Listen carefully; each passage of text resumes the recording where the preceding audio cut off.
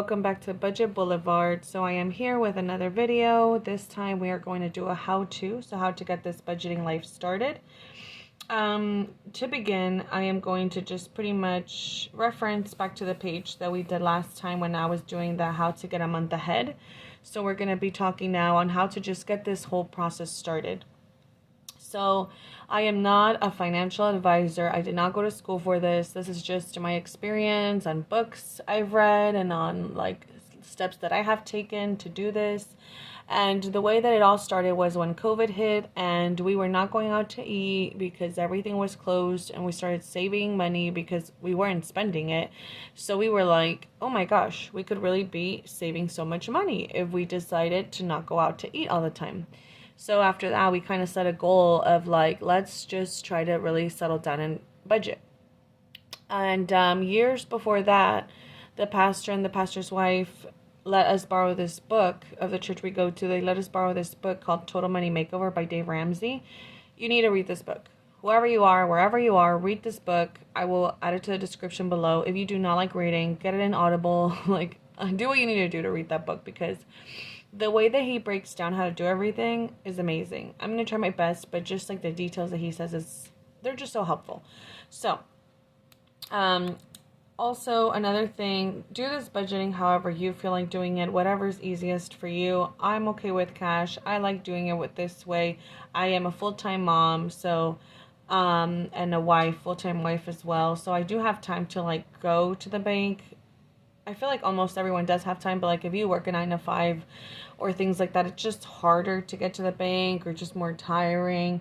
So I understand that not everybody can go to the bank and do the things that I do, but if you can, do it this way. If you can't, there are other ways.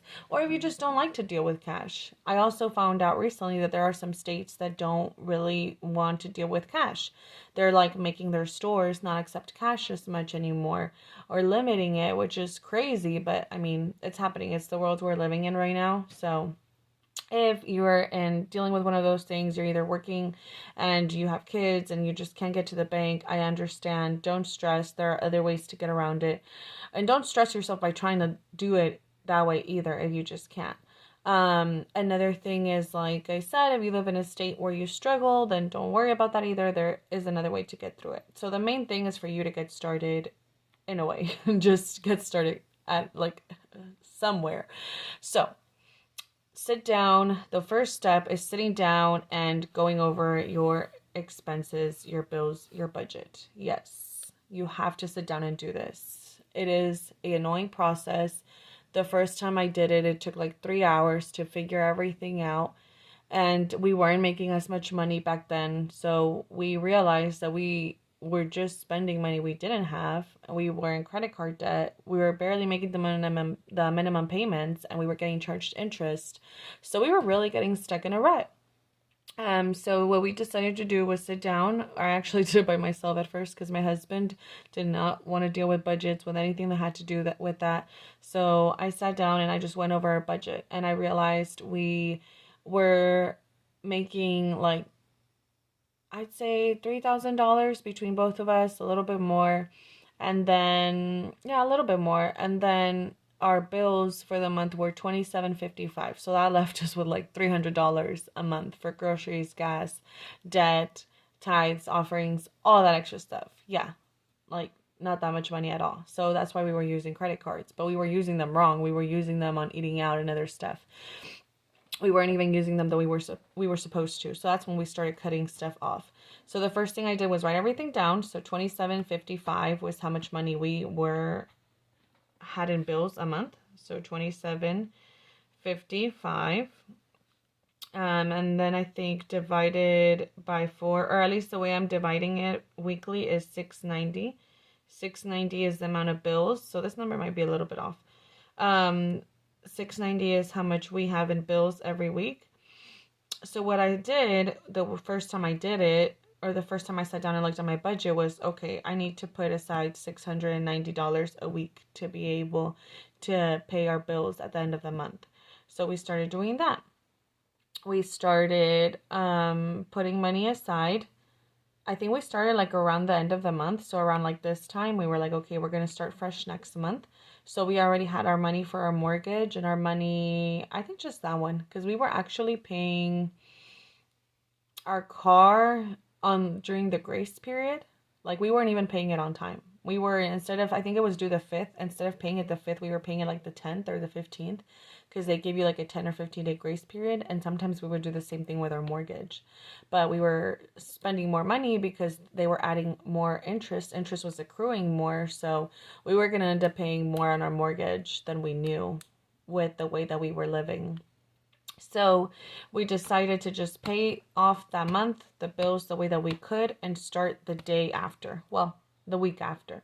So if my mortgage was due the 1st, and I'm going to do it with the check coming up in February. So let's see, or use another month as an example.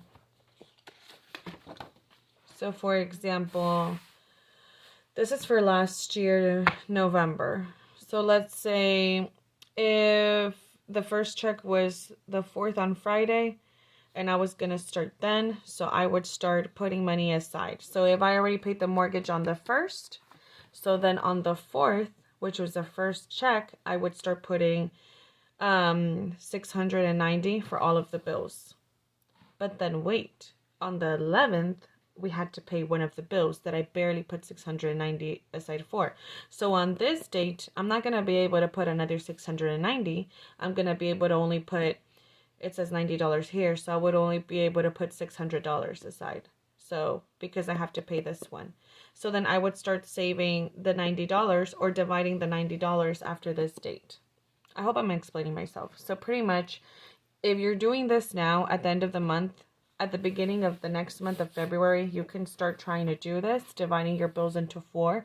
But if you have bills that are coming out in the middle or end of the month, you're going to have to start dividing that bill until you paid it already.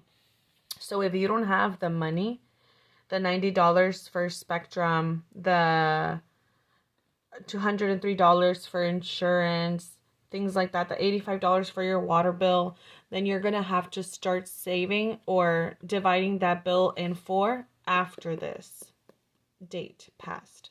So on this date, you can start dividing your mortgage, which is $1,552 by 4 is $388. So you can start putting $388 towards mortgage, and you wouldn't divide $85 for your water bill until this Friday because you already paid the $85 for your water bill. So now you can divide the $85 by 4. And then you would start putting that money aside for the water bill. The same thing with Spectrum. You pay it this date, and then now you can start dividing it by 4, and so on and so forth. I hope I was able to explain myself that way. So, because I don't expect everyone to have that money in their account, they can already like put all that money towards a bill.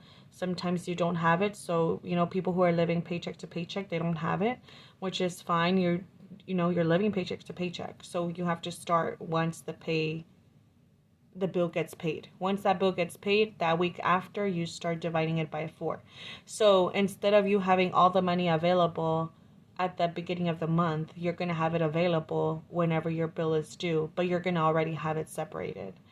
Not only that, but once Magic Month comes, which I spoke about in my previous video, you can put that money aside and be a month and a week ahead instead of barely a month ahead. Okay, so another thing, the way that I do my budgeting, as you guys see, is cash. So we do have 5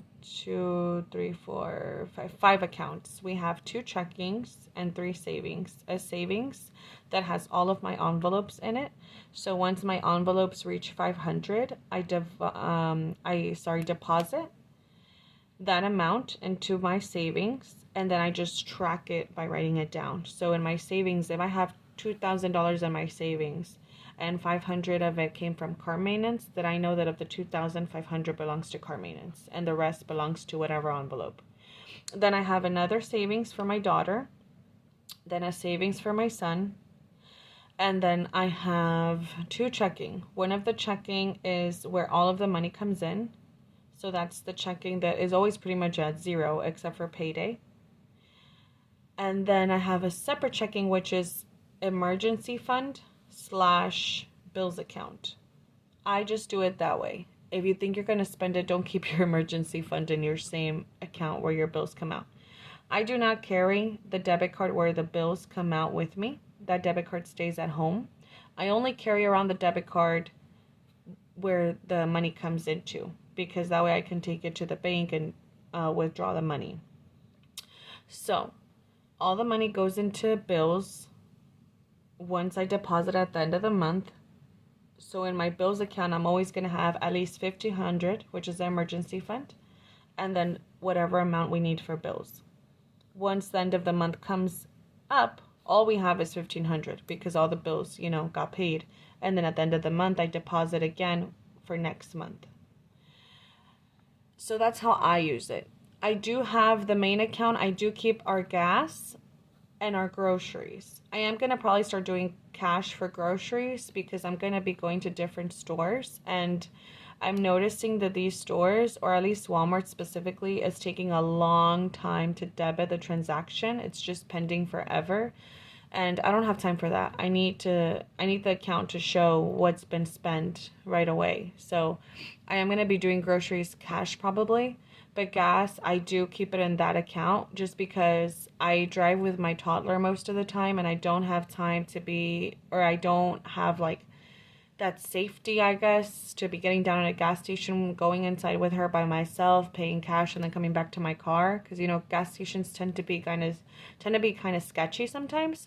So I am going to be still using my debit card for gas. And also because the app Upside that I use, it does only give you cash back once you use your debit card or credit card, not with cash. So if you cannot deal with withdrawing cash and doing all of these envelopes that I do and just, having cash on you, you prefer just doing debit cards or doing a bank account, I do recommend doing that. If you feel comfortable that way, do it that way. So what you would do is, again, first write down all your expenses, figure out how much you need, and then start opening several accounts. I know. But it is the best way to do it so you can separate everything. So I either recommend 2 checking and 1 savings, or 2 savings and 1 checking. If you do 2 checking and 1 savings, one is going to be your main account where you get all of your direct deposit. The second one is going to be your bills, and the savings is going to be your savings. So the main account where you get your money, you will transfer over to bills, whatever in the week you need for bills. You'll transfer over to savings pretty much anything you don't use. So you'll keep gas and groceries if you're going to use your debit card, and everything else that you don't want to be tempted with, you put it in savings. And if you want to just keep track of it by writing it down, okay, $10 of savings for beauty, $10 of savings for car maintenance and whatever you can. And then the rest stays in your main account, which should just be eating out groceries and gas. Everything else will go to your bills. So I hope I'm explaining that in a way that's simple. If you don't want to do 2 checking and 1 savings, because I know some banks are charging fees unless you have a certain amount of money. And if you can't keep that amount of money in the second checking, you can do 2 savings and 1 checking. Just make sure you are aware that in your savings, you can only transfer back and forth between accounts around 6 times in a month before they charge you. So I would definitely try to actually go into a branch and speak to a banker to figure out how the fees work, or really read it over on their website before you decide to open up multiple accounts so you don't end up with fees, because that defeats the purpose. So those are the ways that you can get started. So if you're going to do it cash, then just, maybe 3 accounts, the same thing probably. You don't need to do the same thing for that. You can just withdraw the money as soon as it comes in and then just divide it into your envelopes. Or if you want to do it with accounts, open up multiple accounts and transfer money back and forth to what needs to go where. I cannot do multiple accounts because I get tempted to use it. I always get tempted to use it. And not because I can't control myself, but just because something always comes up. I mean, you're at a store, you see something and you don't need it, but then you're like, it's on sale, it's on sale. Like, I've never seen this on sale. I need to buy it because it's on sale. And then you buy it and then you end up regretting it. And sometimes, hey, I have regretted stuff that I don't buy because I don't have the money, because I didn't take it with me. I didn't take the money with me. But I am so glad at the end of the day that I don't have a credit card bill to pay. So it's worth it to me not having things that are on sale. My motto is, if there's something that costs $700 and it's on sale for $300, you're still spending $300. Granted, you're saving for $100, you're still spending $300 though. That's $300 less you have in your account that you worked hard for, or that received, I don't know, refund, alimony, child support, however you got it. It's $300 you're not going to see again because you spend it. It doesn't matter that you saved 400. You still spend that 300. I don't see the money I'm saving. I see the money I'm spending. And is that money worth me spending it? So that's just my personal motto, because if I just go off of, yes, but it's on sale, you're always going to find a sale. Always. Black Friday sales, Cyber Monday sales, President's Day sales, 4th of July sales. I mean, they have a 2 o'clock sale. They have a 3-day sale. They have sales all the time. Sales aren't that big of a deal as people make it to be. Amazon has lightning deal sales. They say limited time only, and then in 2 weeks they have the same sale. So you're almost always going to find something on sale. And going to discount stores helps. Like Dirt Cheap is one. There's one here close to me that's called Black Friday. I don't think that one's anywhere else though. But there's a couple of like bargain stores that you can go to, or discount stores, and you could always usually find like something really good if you really are needing something. But most of the time you're just going to spend money that you have that you don't need to spend. So like I said, this is about discipline. This whole budgeting is about self-discipline. Once you can do budgeting, you can do anything. You can lose weight, you can gain weight, you can set yourself to whatever goal you have. Once you learn how to budget, you could do whatever you want. You could finish a medical degree. I don't care. You name it. Because it is so hard for so many people, including myself, to say no sometimes to spending money. So I am really wanting to encourage everyone to start this, whether you do it with online, whether you do it with bank accounts, whether you do it with cash. Another recommendation I have is opening a high yield savings online account. Online account. That means a savings account that is not in a branch. A savings account that you do not have the access to drive to a branch to withdraw from it. An online one. The reason being is because online banks, they don't pay overhead, so they don't pay brick and mortar buildings, they don't pay, branches, electricity, rent, all that stuff. So they are able to give you more money and interest. And also they're harder to access your money. So it sounds horrible, but it's so good. So I have Synchrony Bank for my online. You can do Synchrony Bank. I think Credit Karma has some. I saw this one that came up, Marcus by Goldman Sachs. I'm actually going to look at them and see if it's more convenient than mine. I'm getting paid like 1.5% back for my savings accounts that I have there, and that is really good, because if you go to a branch, they pay you 0.02%, 0.01, 0.03, 0.05 if it's a really good savings account.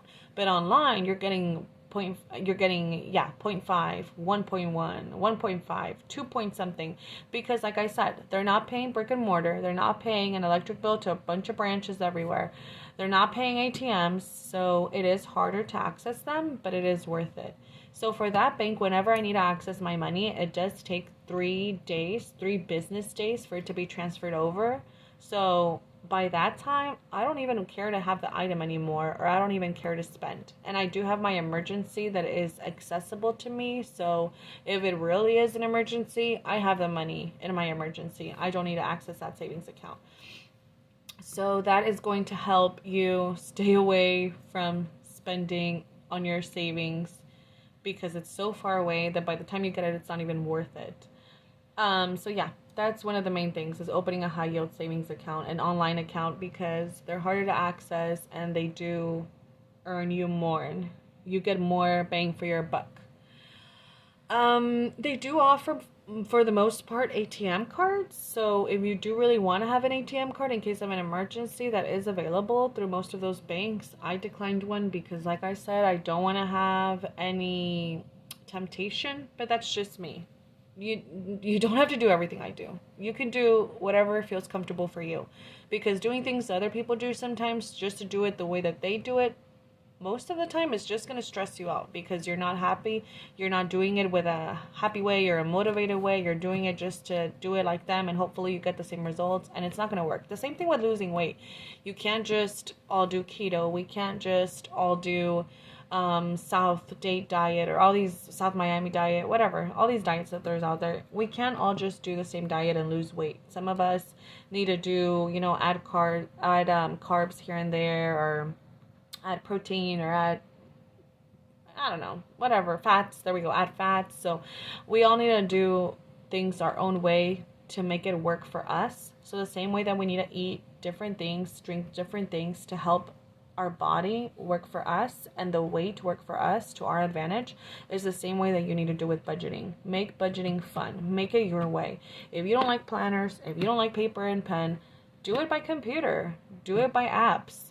There's an app called Every Dollar. It is by Dave Ramsey's company. And I honestly do not like apps for budgeting. I do prefer paper and pencil, but if we ran out of paper and pencil, I would use Every Dollar. So, I mean, that would be really hard for that to happen, but I would use Every Dollar. So if you want to do it online based, get the Every Dollar app. It is actually a pretty good app. I will probably see if I can add a description of the app or a website of the app on the description box. If not, then I will for sure add the book. And I do not write checks. I do manage all of my bills through the account. So like I said, I deposit at the end of the month all of the money for bills into my bills account, and then I just leave it there, and throughout the month all of the bills start coming out, or I start paying them as they're due. So my electric and water are due the 20th and the 21st, but as soon as they send me an email, hey, this is your electric bill for the month, which is usually around the 7th and the 8th, I pay it because I already have the money on the account. The same thing for water, the same thing for all the bills that aren't auto pay. My car is auto pay, my insurance is auto pay, though I don't have to pay that one right now. Hulu is auto pay, my security system for the house is auto pay. So all of the apps that are auto pay, or the bills that are auto pay, they come out by themselves. So I just deposit the money at the end of the month, leave them in the bills account, and let them do their thing. And that's pretty much it for how to get this started. It's really just what I recommend. Definitely taking your time to sit down with somebody that you trust. And also get an accountability partner if you can. I didn't have one. I was very blessed that I was able to do this without having one. I don't know how. I think it was a lot of just looking up articles, videos, researching a lot of Dave Ramsey's podcast. He has podcasts and radio time where he speaks, and YouTube videos.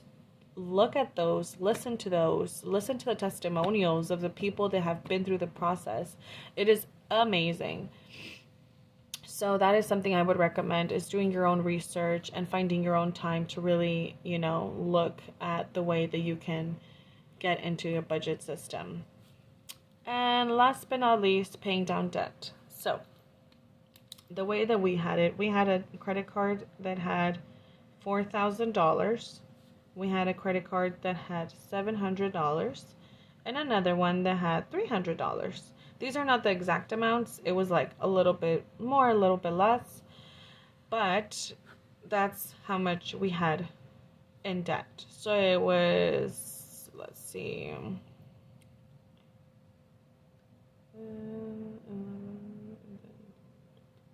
so we had 14 in debt.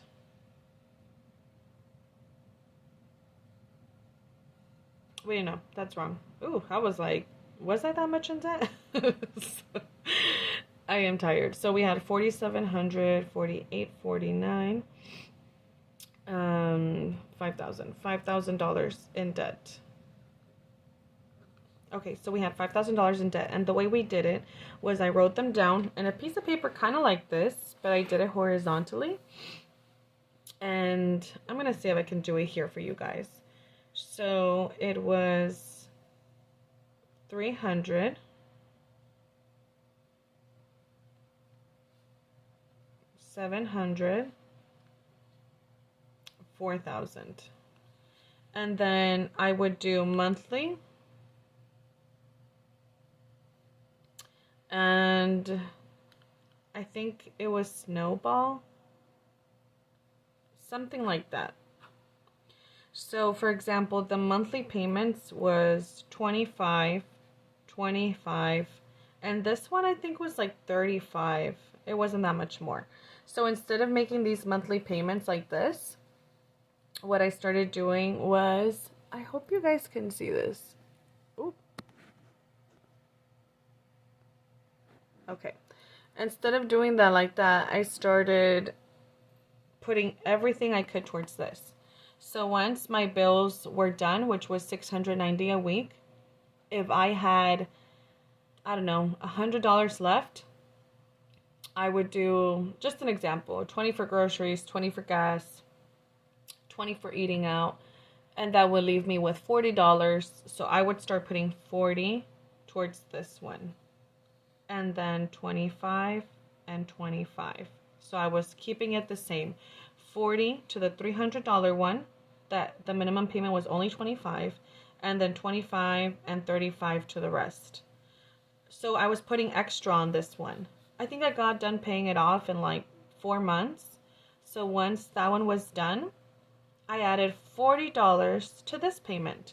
So instead of paying 25 on this one, I was paying 65. So no more 25. This one is paid off. So I was putting 65 towards $700 credit card. 65, 65. And when I had extra, I would put extra. That one I got done paying it in like, I think 9 months to a year after that. And once I got done, guess what I did? 65 to the $4,000 one. So then we were paying $100 a month to this credit card, and anything extra that we could. So that is why it's called Snowball, because how does a snowball become a snowball? It's a little bit of snow that you throw down a hill, and you start adding and adding and adding and adding until it becomes this huge snowball. Pardon my ornament that I just drew. I am not artistic at all. But that is how we end up getting a snowball effect, because you start with something small, you start adding snow, and then it becomes this huge snowball. So that is the snowball effect. You pay minimums on all of your cards except for the smallest amount, and then on that one you add as much money as you can. Then once you're done with that one, you add all the money that you were paying on that one to this one, and if you can, more. And then once you're done with that, you add all the money to your third one. So if you have like 18 credit cards, it's okay. Do the same thing. If you only have one credit card and you can't really do the snowball, then just add all the amount of money you can. It's really, don't overthink it. Don't like, oh my gosh, but I still don't make enough to add that much. It's okay. Every bit counts. If you have change left over for groceries, even if it's $1.50, put those $1.50 to the side, and at the end of the month, add that $1.50 extra to your payment, your credit card payment. Add anything extra you can, because it does all count. It does all go to it, and it will eventually get paid off. Even if it takes, whether it takes 4 months, whether it takes 2 years, it will get paid off. It seems like it never will, because honestly, when I first started this, I was so excited. But by the second credit card, when it was like 6 months in and we weren't done paying it off, I was getting so frustrated because the interest would just make it grow. You pay down $100 and it says $100 less, and then the interest kicks in, and then you're like, what happened? Why do I owe $80 more? I just paid down $100. Well, that's because the interest was charged, but it's okay. Eventually you'll pay it off. It doesn't feel like you will, but you will. Another suggestion, I have, not a, hey, do this, do that, just a suggestion, because I have spoken with multiple credit card companies, and I have paid credit card debt twice or 3 times already, which now I just destroyed them. So another advice, after living that life, do not close them out. If I were you, I would do your own research. I would contact those credit card companies yourself But when I closed them out, I closed out two. I had like 7 or 8. I closed out two, and my points went down drastically. And it said because I closed accounts. And they were accounts. I opened up all my credit card accounts around the same time because it was all stores. Macy's, Victoria's Secret. I don't even remember what stores. All stores, Best Buy. And when I called and asked why my points went down, they told me because you closed down your credit card. Don't close down your credit card. That just makes it seem like you cannot handle debt, therefore you're closing down your credit cards, and it just looks wrong to us. Like you cannot handle debt.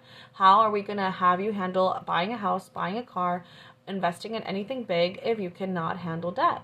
And I was like, oh my gosh, that is so true. So I left all my other credit cards open. After several years, I think like 7 years, they've been closing down little by little. I only have 3 open and no, 2 open, and I have not used either one of them. They are both high interest credit cards, and I do get promotional deals all the time, especially around the holidays. 0 interest for 12 months, 0 interest for 18 months, but I don't do it because the 0 interest is eventually going to end. I'm going to get used to using it, and then I'm going to be stuck paying interest. I just know myself. And if you don't have that issue, if you can spend money on a credit card and pay it off right away and just do that over and over, hey, more power to you. Unfortunately, I just couldn't. I think it's a cultural thing. As Hispanics, we are taught that it's okay to use credit cards, that it's okay to depend on debt all the time. At least a lot of the Hispanics I've seen and the family that I've been in, and it's not okay. It's not something that we should teach our children, and it is something that I want to get away from, but it's also hard because it was just the way that we've been taught, so we just keep on teaching our children what we learn. And it's not really anybody's fault, it's just the easiest way to go. So I recommend staying away from debt as far as possible. If you can, do it. Stay away from debt and just don't buy anything until you have the money for it. The only thing that I would suggest getting debt in is a house, just because you kind of need to. But hey, if you're 16, 17, 18 years old, save up for a house right now. A house is the best investment. It is an investment that, yes, it could lose value, but you have the control of like selling it, whenever it gains value again and making a huge profit out of it. We've only had our house for 4 years and it's already doubled in profit. I mean, doubled in value since we bought it. So it's a huge blessing, which we're not trying to get rid of it anytime soon. We really appreciate and love our house. So just a piece of advice. And I think that's all I have for now. I didn't want this video to be too long, but I feel like it's already been super long. So I just hope you guys have a wonderful day and that you guys were able to, I guess, not learn something per se, but just like feel comfortable about the idea of starting your own budget. If you guys have any other questions, please let me know in the comments below. I definitely do want to answer any questions. Do not be embarrassed. And yeah, that's it. Thank y'all so much. Thanks for watching and have a great day.